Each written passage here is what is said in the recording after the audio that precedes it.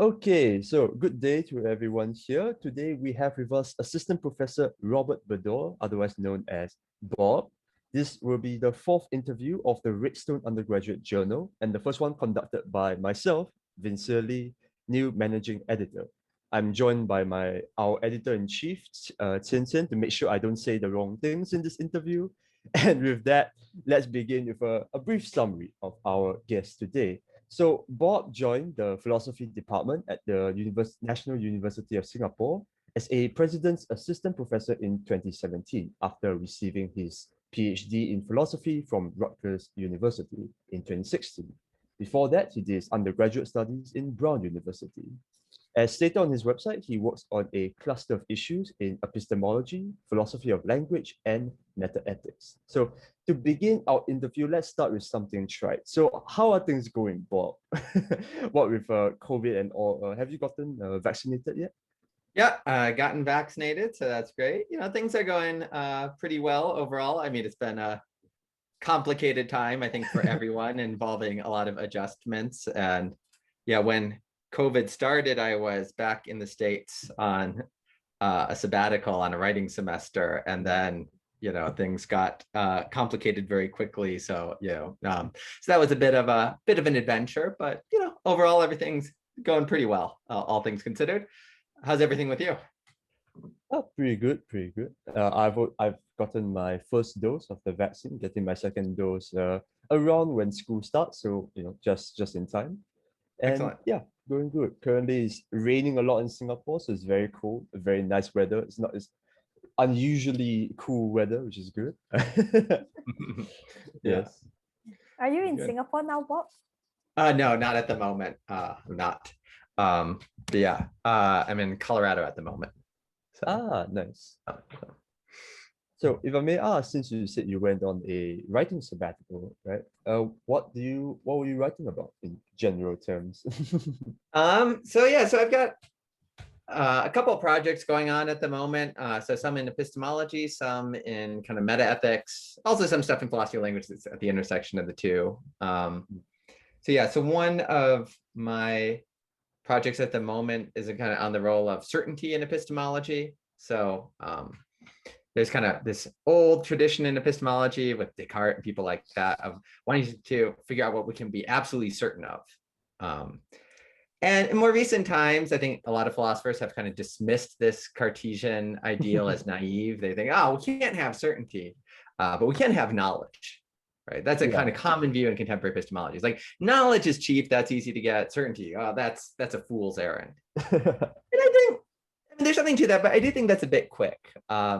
So I think a lot of the same considerations that make people not want to be skeptics about knowledge, not want to say knowledge is unattainable, should maybe make you think that certainty is actually attainable as well. Like in everyday life, we often say, like, you might say something like, when's the bus coming?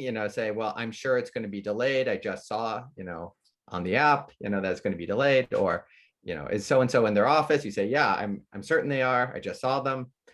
So we do say in ordinary life, we're certain of lots of things. A question what to make of that. But things like that make me think, okay, maybe we shouldn't be so dismissive of certainty. So one of my projects is trying to understand the nature of certainty, trying to figure out what are the things we can be certain of, and then trying to figure out, once we've got a grip on that, can we put it to work in epistemology? Can we use it to make sense of some of the things that actually philosophers have historically thought knowledge should perform? Can we enlist certainty to do those jobs?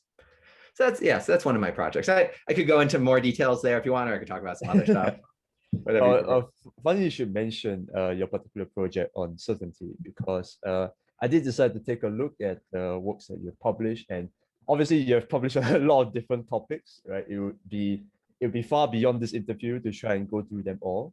So I just looked through for a few of them, and one of them which I saw is one of your works called New Work for Certainty, published in the Philosopher's Imprint in 2020. And so I decided to take a look through, like a brief scan. I didn't go in too deep. This is the vacation period after all. I'm not wanting to go back into readings just yet. For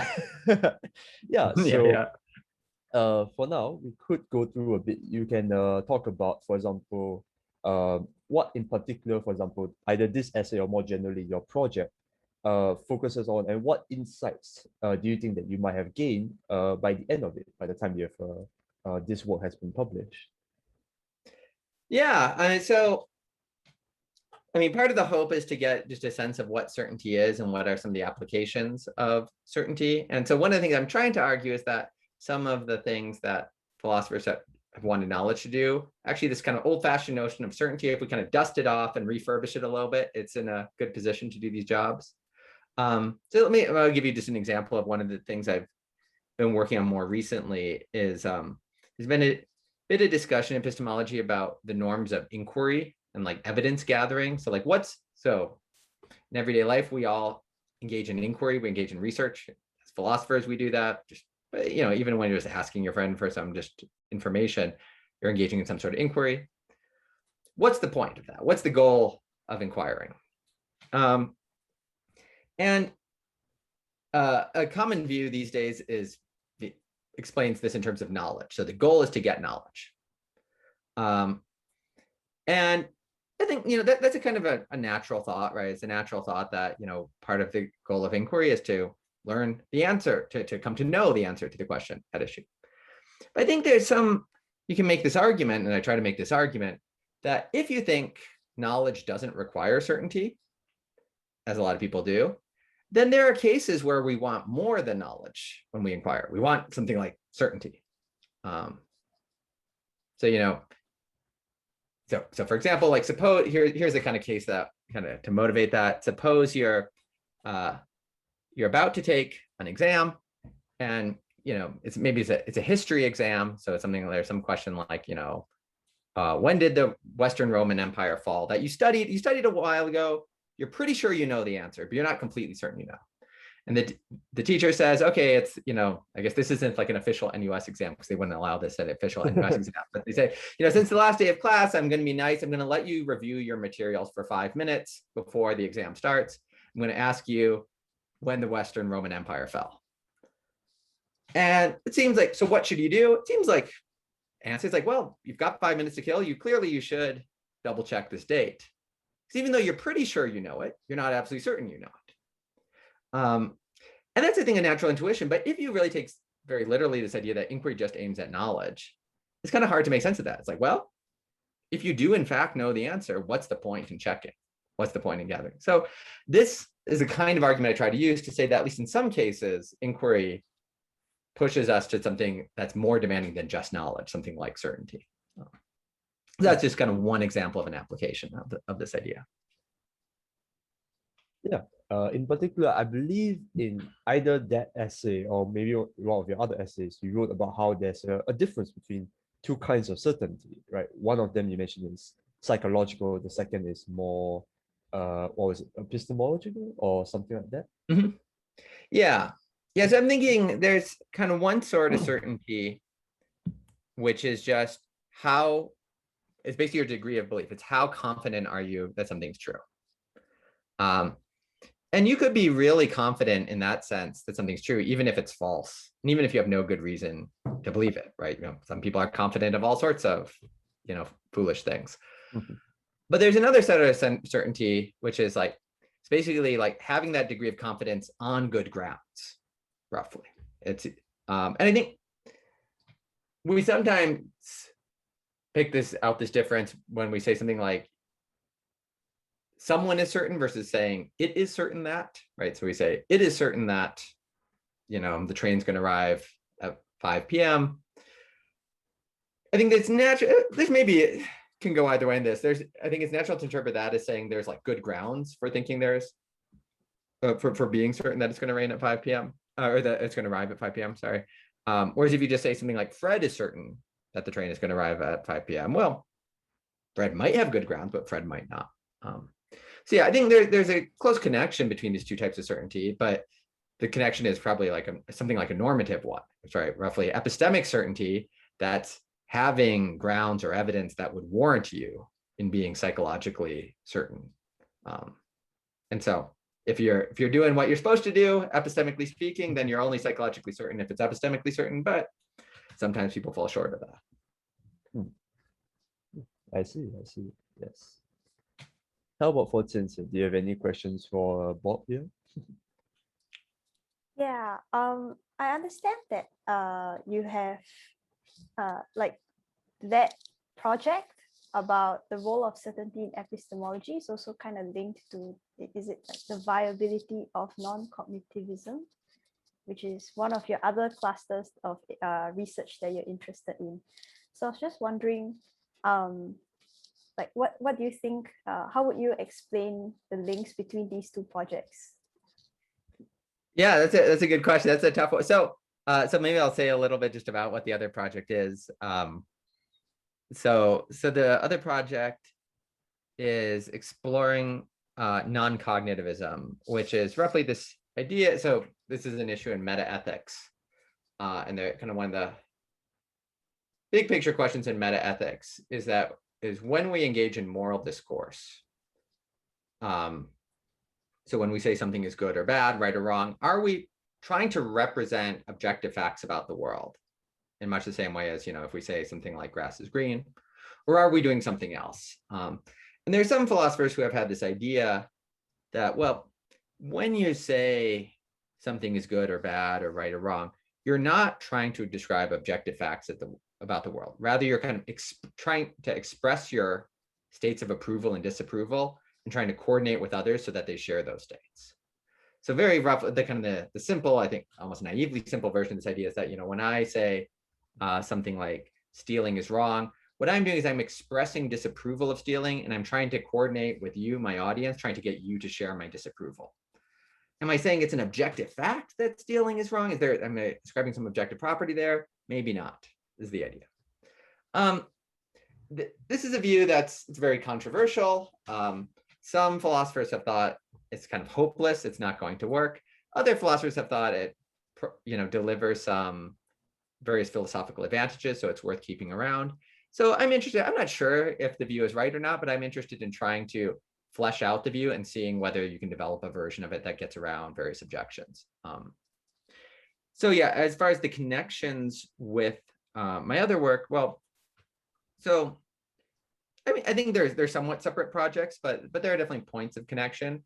So one point of connection concerns how, if we're going to be a non-cognitivist or an expressivist, how far we take this. So if you think there aren't objective facts about, say, morality, do you think there are objective facts about epistemology? Right. So you could extend this idea to epistemology and say that when I say something like Vincere's belief is rational, I'm not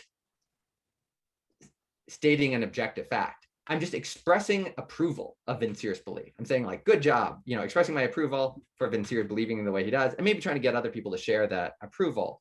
That's the kind of epistemic expressivism or epistemic non-cognitivism, which is sort of an analog for the moral view. Some people have thought there's something almost incoherent about thinking their epistemological discourse doesn't state objective facts. I'm not really persuaded there is any incoherence there, but if you do extend your expressivism and non-cognitivism to epistemology, that raises all sorts of questions, and that a number of those points interact with my work on certainty there. Okay, thank you for that. Actually, on the topic of academic interest, right? So you've expressed interest in epistemology, in metaethics, philosophy of language, and all of these things have certain intersections with each other in some areas, right? But what I was curious about is how exactly were you, what got you into studying these areas in particular, right? Since there are many fields in philosophy, some philosophers focus on other fields, some go, like for example, some study logic or some study a particular branch of, say, philosophy of science, for example. So what about you, Bob? What was your, I guess you can say, academic journey like? Yeah, good question. So let's see. So I guess I started, when I was an undergrad, I just took a bunch of different philosophy courses, and I do remember being very gripped by my first exposure to epistemology when I met the skeptical argument, like, how can we know or know for certain anything? And that just like really worried me. I got scared. So I spent just a lot of time worrying about this. And that, I think that's one of the first things that hooked me in in philosophy. Also related questions in philosophy of religion, trying to think like through, well, can we know, questions about the answers to religious questions, and that obviously it's like, well, if we can't know anything, as the skeptic says, then clearly we can't know anything religious. Can we know some things but not others? So those are the first kind of questions that really gripped me in philosophy, and that's what made me want to then pursue graduate studies in philosophy. So I kind of came to graduate school, I think primarily interested in epistemology, but I get interested in lots of things along the way. So, and I think one of the great things about philosophy is, it's becoming, is a fairly specialized discipline, but it's, I think, one of the few disciplines out there where you can work in a number of different distinct areas. And that's okay, and so, and during graduate school, I took courses in philosophy of language, got interested in took courses in metaethics, got interested in that. So that's kind of what shaped my interest. With philosophy of language, I found it particularly useful as a set of tools to then apply to other topics. I found myself, I'm a little less interested. I mean, there's some questions in philosophy of language I find inherently interesting, but I think the most interesting things, at least for me, are when you apply the techniques and the tools of philosophy of language to try to make progress on questions in, say, epistemology or metaethics. So that's what a bit of my work is unified by. Okay.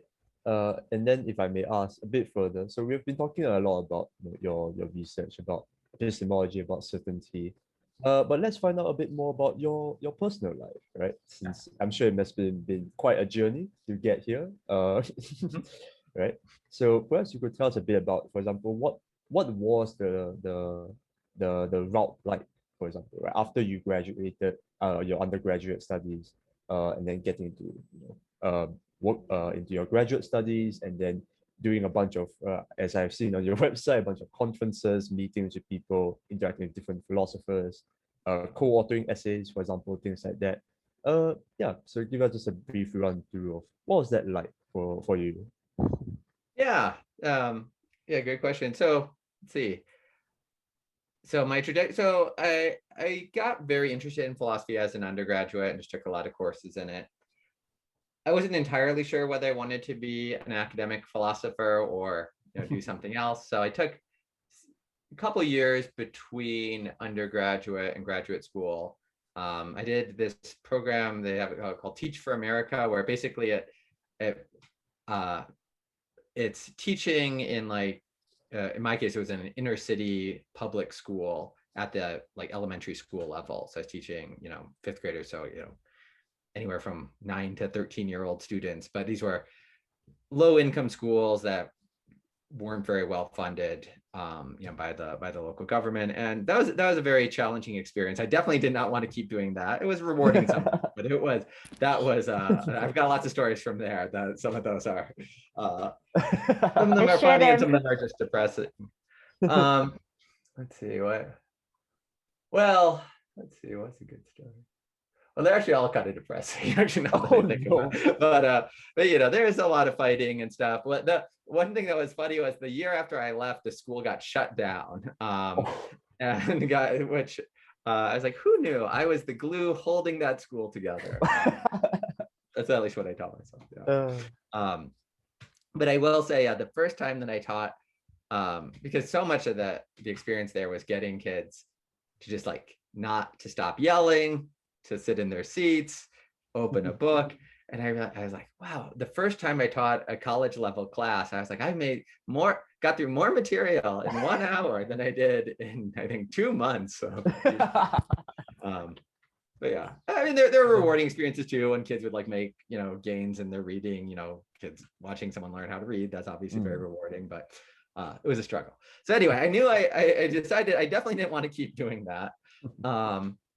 I took some time and then applied. I was still very interested in philosophy, thinking about philosophical questions. I was like, well, I'll give grad school a shot. So I applied to places. That took a while, just the application process, and then got into Rutgers and some other places, but Rutgers, for my interest, seemed like the best place to go. So I was excited about that. And there were a number of people at Rutgers that whose work I had read and admired. So yeah, and I enjoyed graduate school overall.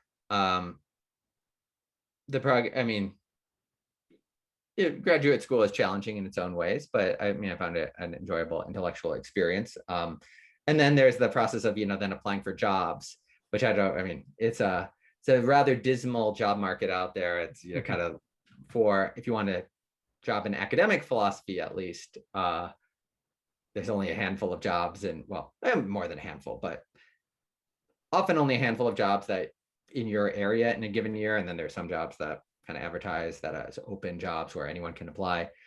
But pretty much every job gets, every good job gets at least like 300 applicants, sometimes up to 600 applicants. So it's very competitive. I got, really lucky to get an interview or a flyout at National University of Singapore. So I got a postdoc first in Belgium. And then I also got this flyout for an interview at NUS, and I knew very little about Singapore before my flyout, but I came and I had a great time. I was really impressed by the department, and they had us give a teaching demonstration. I was impressed by the students. Enjoyed my time in the city, and I was like, I could really see this being a fun place to be. And my partner's she's a software engineer, and so there were good job opportunities in Singapore for her as well. And so compared to some of the places I was looking at in the US that were kind of in the middle of nowhere and there weren't really great opportunities for her, Singapore seemed like a fantastic place to be. And so I was very happy with my decision to come. No regrets about that. It's been a fun adventure. There's some things that obviously take a bit of getting used to. Overall, though, I found it to be a fun experience. I think getting used to the weather has been the biggest challenge for me, probably.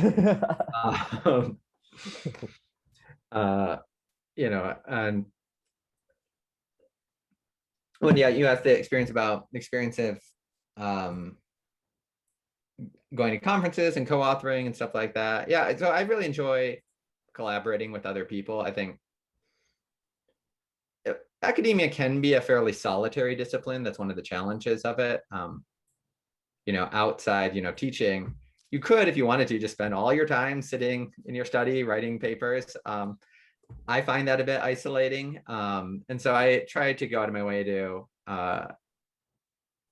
collaborate with other people, either often in the form of co-authoring or just, interacting with people at conferences. So I've co-authored a bit with mostly people I've met in graduate school. Certainly happy to co-author with other people too, but those have been some of the, the people I got to know well philosophically. So Carlotta Pavese and Simon Goldstein were two of my friends from graduate school who share some of my interests. So we've both written a couple of papers together. And I enjoy that, but every different collaboration has a different dynamics. You have to kind of figure out what works best for a particular collaboration. But I find it fun to bounce ideas off of other people, and you get to hear, a new perspective of an objection you hadn't thought of and things like that, or new way of approaching the issue. So I find co-authoring a fun experience and like to do more of it. I understand that you have like a research project with two colleagues in the department. What's that like? So that's another example. The collaboration that I enjoy a lot. So with Zach Barnett, who's another assistant professor at NUS in philosophy, together we applied for a grant on this project, and we're able to get some funding for it that we were able to use to bring on board a postdoc for 2 years. So that's great. The project's been a lot of fun. The basic idea for the project is to look at the epistemology of attitudes other than belief. So the pitch for the project is a lot of epistemology focuses on beliefs and when beliefs are justified or unjustified, rational or irrational. But there are lots of other mental states out there, right? There are desires, there are intentions, there's hopes, and there are fears, and it seems like we talk about whether these attitudes can be justified or unjustified, rational or irrational, right? We talk about, say, like, oh, it's irrational to fear that someone's going to steal your phone, the play area is so safe, you might say something like that. And it seems like maybe there's an epistemic dimension to that judgment, right? You're basically saying it's not reasonable to have that fear, epistemically reasonable, at least arguably so. But this is something that philosophers haven't really talked too much about, the epistemological status of attitudes other than belief, or also raise questions about desire. What does it take for a desire to be, say, justified or unjustified? Do desires have an epistemic dimension? So that's the big picture project, is to try to make some progress on this, try to develop a kind of a systematic framework for understanding the epistemic status of these attitudes, and then trying to use that to say, can we make any interesting generalizations about what these attitudes have in common with belief, and any interesting ways in which they're different. So that's been a fun project. We brought on board Matthias Skipper as a postdoc who just started up, and he's great. He's really fun to work with. He's produced a lot of great work himself and has lots of great ideas. There was a bit of delay bringing him on board because of travel restrictions, but he has now, been safely arrived in Singapore, this previous semester, and so it's been great to have him on board. Because I understand that, I guess academic philosophy can be quite a solitary experience, like you said. So I guess Vincere and I were both struck by how much collaboration you did and how much, I guess, you enjoy being with people. Could you describe like what are the dynamics like? And I was also curious about like what happens to the what are the grants or the grant money used for? How does it work? Group projects in academic philosophy.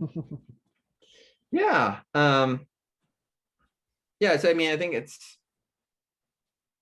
you're right. It can be pretty solitary in philosophy. Like if you want to collaborate, you kind of have to actively make it happen. It doesn't just kind of like fall into your lap. So I mean, often my collaborations start just with like chatting philosophy with colleagues or friends. So graduate school, there'd be a lot of time just hanging out, outside of the philosophy seminar, just grabbing lunch or coffee or whatever with other grad students and chatting about ideas. And every once in a while you hit on something together, and then it kind of snowballs from there. As far as applying for grants goes, so Singapore, there are a number of grants available at NUS through, I think it's like through the Ministry of Education, I believe, is where like the money comes from, but kind of administered by NUS. You can apply for different tiers of grants. Some of these, I think they're catered to the sciences. Some of the tiers are like you have to have over like you get over $5 million for something, which I have no idea how you spend that much money in philosophy. Maybe hire like 1,000 postdocs, I don't know.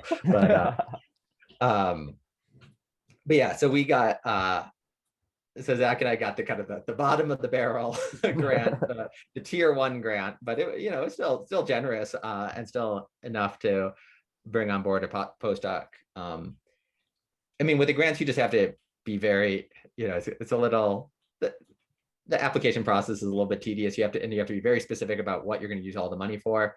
We budget all the money just for bringing someone on board and paying their salary and stuff like that. You could apply for a grant to like have a conference. So that's actually another. So we did have all the new faculty get startup grants. So it's like basically a kind of an automatic small grant that you get for research. So some of us, so together with Zach Barnett again and Abelard Pedagogy, we pooled some of our startup grant money and arranged a conference. This was before COVID, so travel was a little easier then.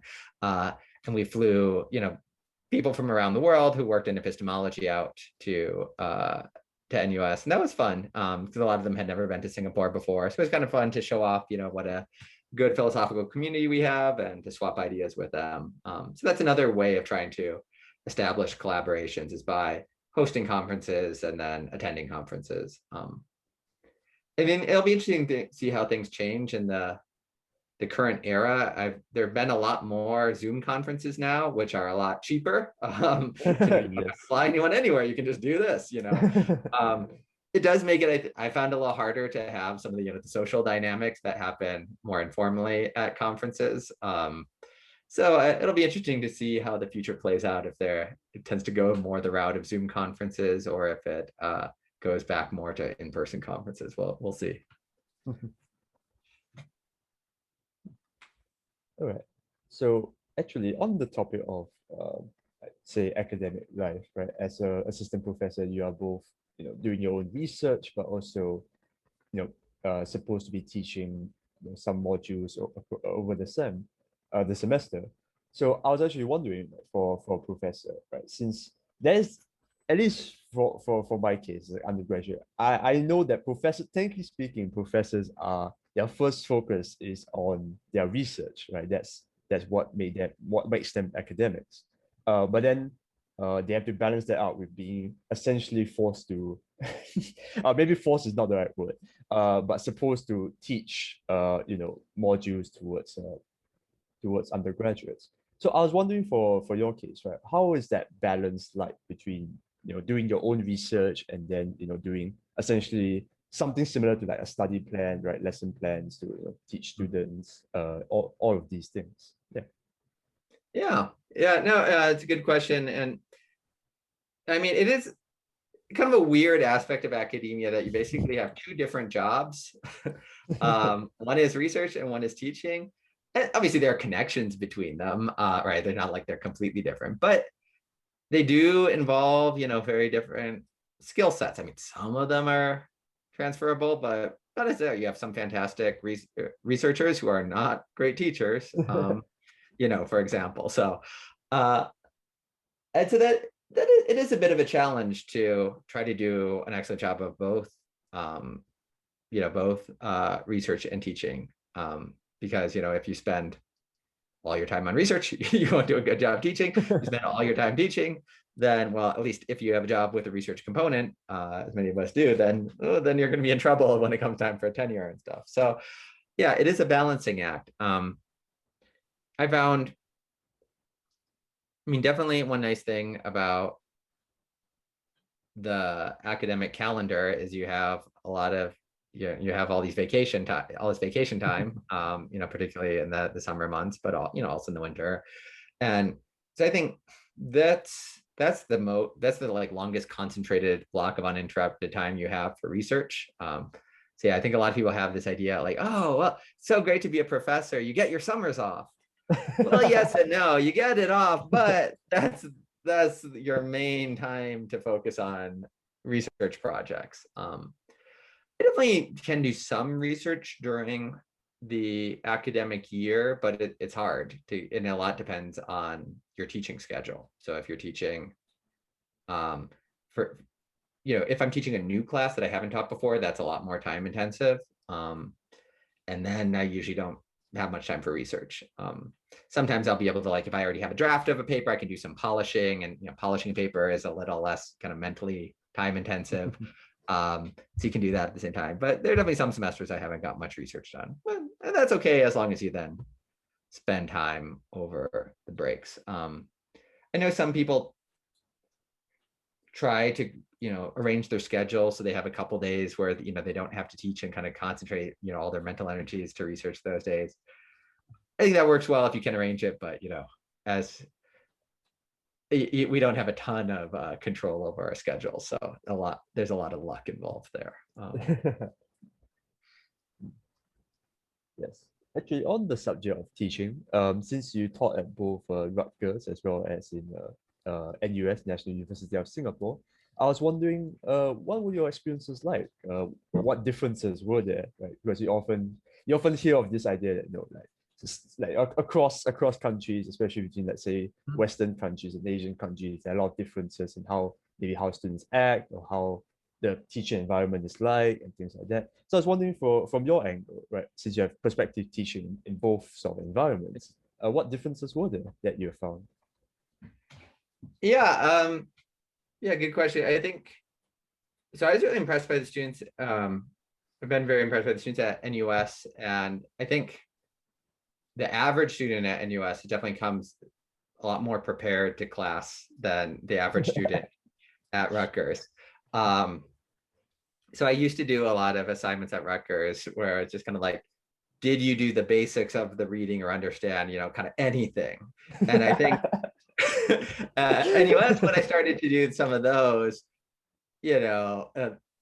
most of the students did pretty well on those kind of assignments. So then, so then I was like, okay, I need to up how demanding these, up what my expectations are. And yeah, so I've been so I think, the very best students at Rutgers, I think are comparable to, to NUS students, even some of the best NUS students, but I think there was more of a range of students at Rutgers, let's say, in terms of their previous academic preparation and just how much time they're willing to invest in their studies. There's some another thing I like about NUS is I found at Rutgers, you would have more students of asking to change their grade or basically kind of, I see. I found less, I had very little of that at NUS.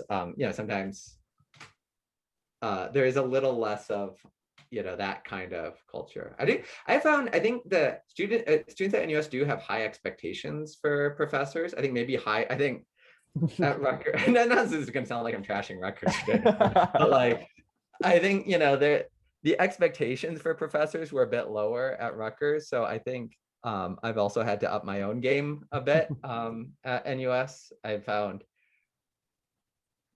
students expect the professors to have a good lesson plan and come very prepared and know how the class is going to be structured, and to give feedback on assignments and things like that. And I think if you don't do those things, you're going to hear about it in the end of term student evaluations.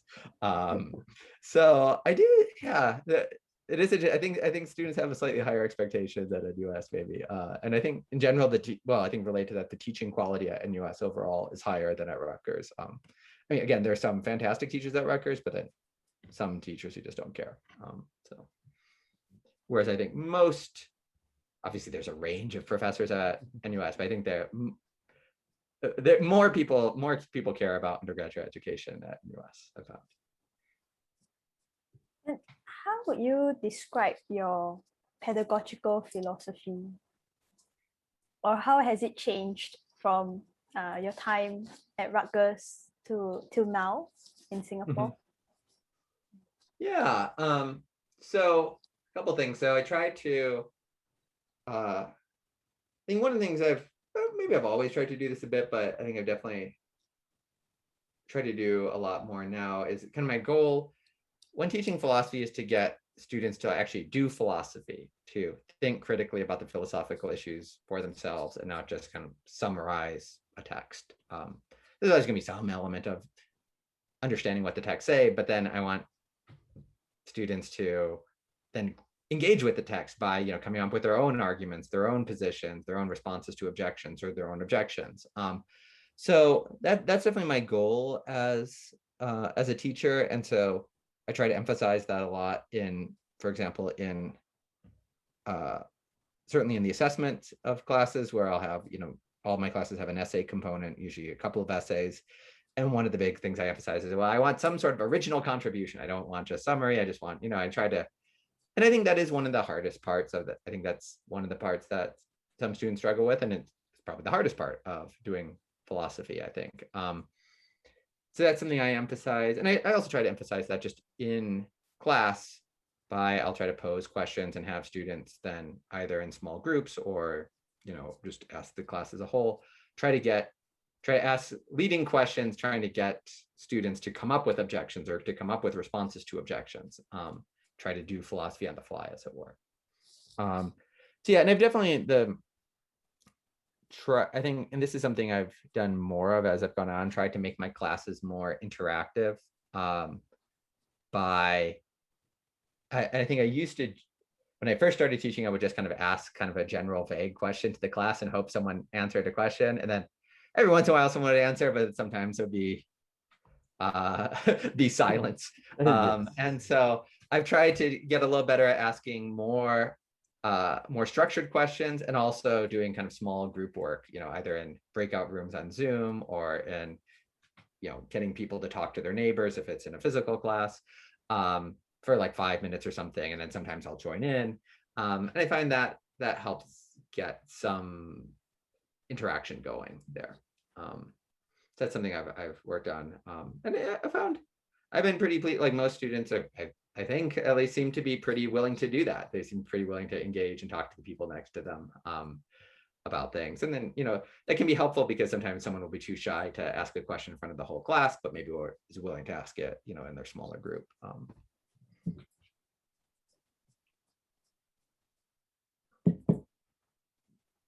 Oh, yes. Actually, on the subject of your teaching, I remember there was one time I was taking a philosophy of language with Bob teaching last semester, and there was this one time I can't remember who was it. There was an advisor. Someone came along to like inspect the class. I forgot what's the term you use for it. Oh yeah, it's like a peer review. Yeah, this is for in order to apply for tenure, which I'm probably going to be doing soon.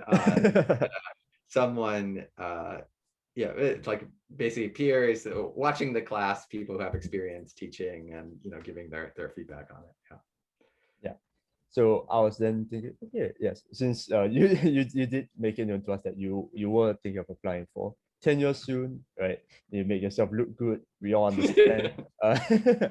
Yeah. So I also want to ask, in general, what current goals do you have besides tenureship? Yeah, I mean, tenure will be a clear thing on the horizon. Right. That's kind of one of the big goals. Continuing my current research projects, and I always get excited starting new research projects. So getting invested in new questions. I have some interest kind of in ethics and also in like philosophy of law and some of their interactions with epistemology. So I think there's some interesting questions there about, say, the notion of evidence and like legal standards of evidence as they come up in like philosophy of law. I think that's interesting. So new projects like that that I'd be interested in developing further. Maybe at some point I'd be interested in writing a book. So right now I've mostly written articles. Could be fun to write a book length project at some point. It would be another challenge. I'm not yet sure that's what that's going to be on the horizon. That's something I've thought about a little bit. Yeah, I mean, I also have interest in cognitive science. So I think it'd be fun to teach courses in kind of philosophy of cognitive science and maybe do some research in cognitive science. I don't know. We'll see. We'll see what the future holds there. Actually, on the subject of cognitive science, so on your website you've also uploaded your CV, right? And then it's listed there. I think it's AOC. Then, for example, sciences or like philosophy of science. So I was wondering what actually does AOC stand for? Oh yeah. So I think so there's this distinction. It's a little vague. Like people debate about how to draw it more precise. Like AOS is area of specialization, and AOC is area of competence. It's a little vague how to define. Yes. Specialization is kind of like the main thing you focus on. Competence is, at least the way I interpret it, I think different people interpret it differently, is like you could teach a course in that area. So I've taught one philosophy of mind course at NUS, and back at Rutgers I taught a cognitive science course. So yeah, I think I list cognitive science as an AOC. I don't know if I list philosophy. I don't think I list philosophy of science. I hope I don't list philosophy of science as well. But yeah, cognitive science. Right. Yeah, I've taught before. That's a fun topic that I'd be interested in teaching again as well. Yeah, and I've taught like language and thought, which is that's kind of a course at the intersection of philosophy of language and cognitive science. So that's got a cog sci component.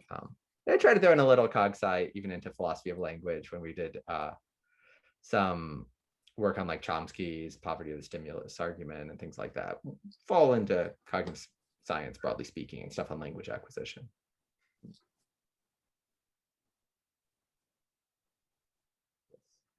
Going back though to the subject of tenureship, actually, could you run us by how exactly does one apply for tenureship? I've always heard it, but I've never known how exactly is it done.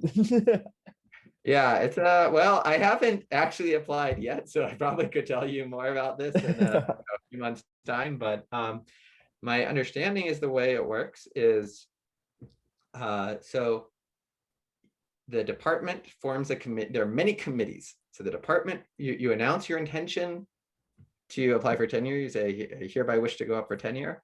The department will form a department committee. And the department committee makes their recommendation about whether you get tenure. And then their recommendation will go up to a higher level committee. There's like, I think it's the FTPC, Faculty Tenure Promotion Committee, and they make a recommendation. They look at all the files and they make a recommendation. And then the UPTC, the University Tenure and Promotion Committee, I messed up the acronym a little bit. They make a final decision, and then I think maybe the provost or the president has to sign off, something like that. I don't know. There's so there's a lot of committees, but as far as what you actually do on my end, you give your CV, your like list of publications, you give like a sample of written work. I actually need to look at officially how much written work I'm supposed to give. You have to give a statement, trying to summarize all your research and tying it together. I think sometimes they encourage you to have like a comparison with other people who have recently gotten tenure at good universities. So they kind of want you to say like, here's how I stack up vis-a-vis all these other people who have gotten tenure at Harvard or wherever. And then the other thing is they solicit external letters. So, and that's like one of the biggest components of it is they get a list of letters. They write these people. Usually there are always people who already have tenure, or sometimes often they're full professors at universities around the world who are experts in the topics, and they ask, how would you rate this person? I think they ask, would they get tenure at your institution? And I think the letters play a big role in it. So yeah, the letter selection. So I think, the person applying for tenure picks some of the letter writers, or picks a list of some letter writers, and the department picks some others, and then like the dean or the provost picks the final list based on that. So yeah, it's a long, I think it takes often a year or more to like actually, because you have to solicit all the letters and it goes through all these committees. But yeah, that's my general understanding of how it works. But I probably, yeah, as I said, I could tell you more once I've actually done it. Actually, how long does it take usually to get to that point where you can apply tenureship? Do you know? Roughly. Yeah, so usually so if you're on a tenure track position, so there's a distinction. Some positions are not like a tenure track position, but if you're on a tenure track position, then it's usually once you've been there for 6 years, then you're eligible to apply. Usually in your 3rd year, you have like they call it MTAR, a midterm review, where that's kind of like a mini tenure, but it's a lot less of a big deal. Like almost everyone passes their midterm review. Tenure, it's a bit less, it's a bit harder to clear that bar.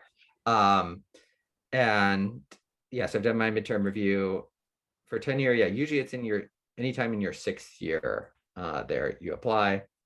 You can sometimes get an extension. So I think NUS is granting, if people want it right now, an extension of the tenure clock. So basically they can apply a year late because of the pandemic and the way that's affected people's lives. Some people can have to ask for permission, apply early for tenure. So for example, I think Q in our department did that. And that's basically if you think like, I'm ready to go, I want to apply now and get it over with, you can always at least ask for permission to do that. Okay, thank you for that. Sensen, do you have any final questions for Bob? Yeah, it seems like a lot of work stacked up in those months ahead of you. And we hope that you would successfully apply for tenure and we can see you around NUS. I hope so too. Yeah, I guess we're also wondering, like, apart from, now that you've spoken about your goals as an academic philosopher and hopefully to become a tenured professor at NUS, do you have any personal goals or like where do you see yourself in 5 years? Yeah, I mean, so hopefully in 5 years, I'll still be teaching great students and still be doing research and like I said, maybe writing a book or something. Although I don't want to force a book. If it happens, it happens. Organically, but I don't want to force it. But I do get excited every time I come up with a new paper topic idea. So in 5 years, I hope to be doing that. In my own life, I might I really like to travel. So that's another great thing about being, at least pre-pandemic times. Now it's it's a little harder, but great thing about being in Singapore is getting to travel to all these places in the region that, as someone who grew up in the US, I never had a chance to visit. So I hope to keep traveling. I do, another personal goal, I want to get a dog at some point. So that, I don't know, does that count as a goal? I know, I view it as a goal. So, so yes, I would like to get a dog, and maybe 2 dogs. I don't know if they allow that though. I'll have to check depends on where I'm living at, whether I'm still living in the faculty housing or not, whatnot, but at least 1 dog is the goal. Yeah. Thanks for sharing Yes. your stories and your goals. Yeah, Vincere. Yep. Yes. Thank you, Bob, for coming down and for telling us about your experiences, your research. It's been quite an interesting interview. Thank you, Qian Qian, for also coming down to briefly look through my interviewing skills, see if they pass the bar. We could ask Yeah. Bob. Yes. Oh no, great interview. Thanks. Yeah, thanks so much. Yeah, this was a lot of fun. Thanks for all the thoughtful questions, and yeah, this was a lot of fun.